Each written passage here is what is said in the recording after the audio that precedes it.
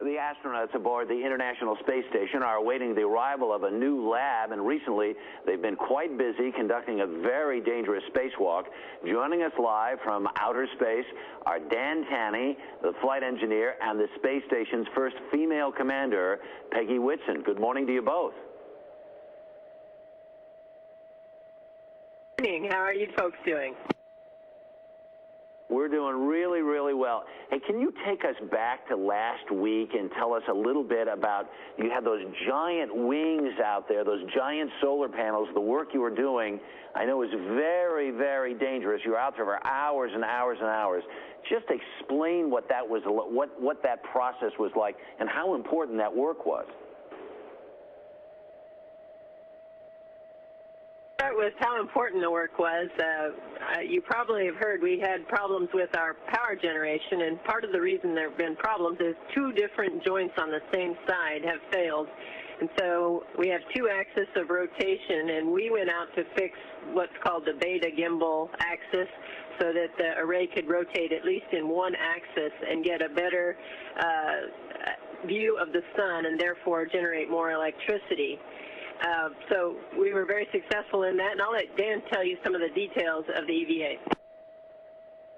There you go. We replaced what we affectionately call the BROOM, is because it's an acronym that's really long and looks like broom, and I can't never remember what it stands for. But it's the motor that actually does this rotation.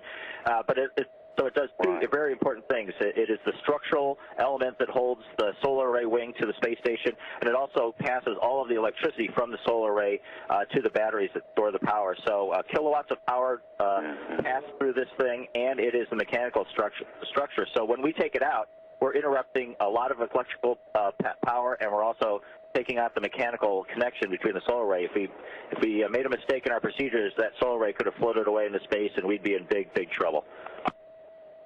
Big trouble, yeah. Hey, Dan, let me ask you a serious question here a second. Had plans on how to make sure that the spacewalk wouldn't be hazardous to us, and that's why we did most of our work during the nighttime, just to be extra sure that there would be no power generation going on in that solar array.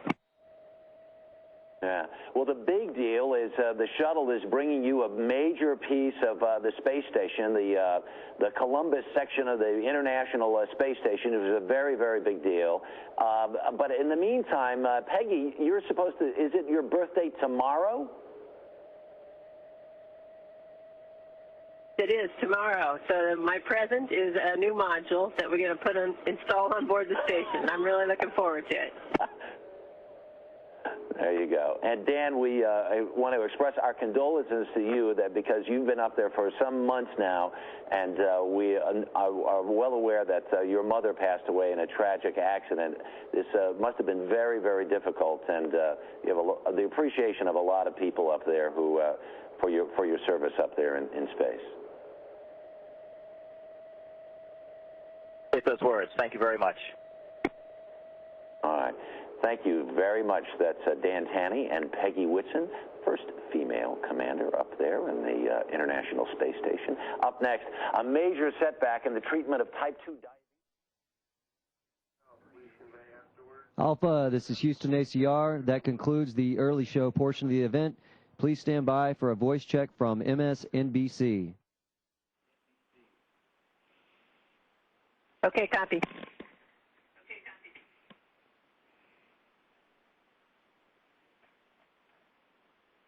Alpha, this is NBC News Washington. How do you copy? We copy loud and clear, NBC News. Well, it's nice to see you both, and I just wanted to say how much we appreciate you taking time for us. I have a couple of unusual questions, if you don't mind. This is going to go on our website, kind of a web extra. And I think a lot of viewers want to know, how do you guys stay in touch up there? How do you find out what's happening in the world? Peggy, can you talk about that? Well, sure thing. We actually have a great support group that provides us daily news briefs. We also get newspaper subsections that are sent up to us. And then in particular, if we have particular interest in magazines that we like, they'll send up articles from those magazines as well. And, of course, we have the IP phone, which allows us to call our friends and family, and we also get a lot of news that way as well, as you might imagine. Do you surf the Internet a lot? Dan, we hear through the grapevine you are a viewer of the NBC News Nightly News Netcast. I have no idea if that's true, but do you watch the online newscasts, and if so, what do you watch? Well, we do actually watch the NBC Nightly News as a podcast, but we up here do not have the ability to surf the net. We do not have an Internet connection, but the great group on the ground that supports us takes those files and uplinks them to the computers where we can watch them offline. Not only do we watch that broadcast, we also have personal broadcasts and shows, sitcoms or news shows, sporting events that we request, and they put them on files, computer files, and ship them up to us. So we all have our own preferences, and then we can go into each other's directories and look and see what kind of shows they've got, and to check out each other's shows. So there's a wide variety of things that we can watch up here. Do you feel like you're in touch when you're so far away from home base? Does all of that technology allow you to feel like you're not missing out on everything back here on Mother Earth? Well, it's kind of interesting. I was telling Dan the other day that I think I'm probably more in touch with the news up here than I am even on the ground. I end up working out and watching the news at the same time, which I do sometimes on the ground, but probably not as frequently, not as regularly as I do up here. So in some ways, I probably am much more knowledgeable about what's going on the ground. That's an interesting aspect of psychology, maybe that we want to be more involved and to have more knowledge of what's going on when we're not there.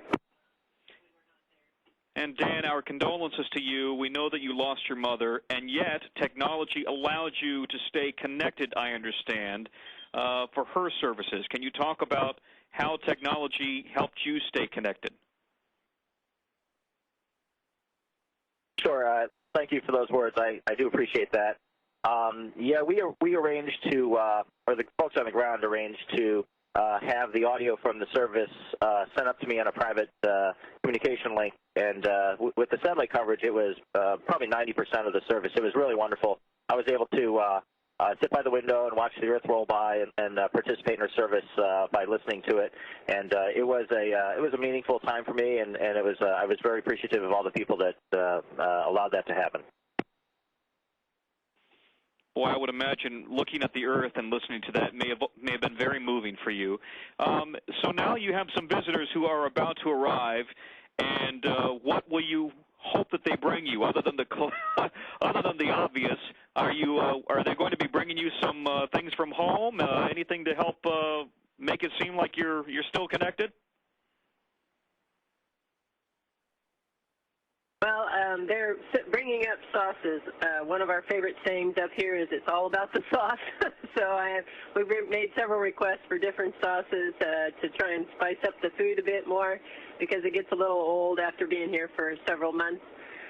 So that's probably the big thing. Fresh tortillas are another hot item. So I'm sure they're going to be bringing a few things like that, and some cards and letters from family and friends as well. I'm also looking forward to a couple new shirts. So I'll be happy to see them. I'm really happy to see all of them. They're good friends of ours. We've really enjoyed training with them and being with them in Houston. It'll be a ball to have them up here in orbit. Terrific. Thank you both for talking to us. We wish you well, continued success, and thank you for your service to this country. Well, thank you for your attention. We appreciate all the support we can get for NASA. Alpha, this is Houston ACR. That concludes the event. Thank you.